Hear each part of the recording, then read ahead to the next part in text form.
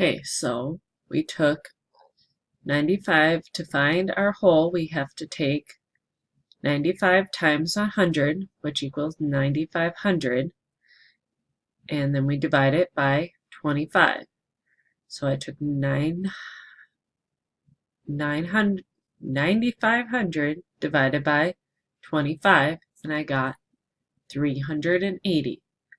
So 95 is 25% of 380.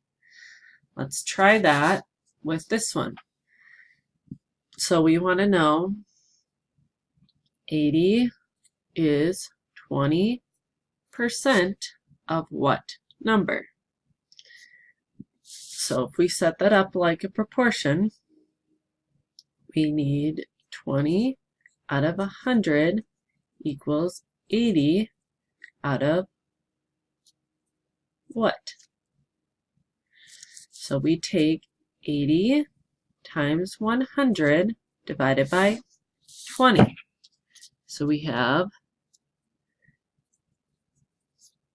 8,000 divided by 20.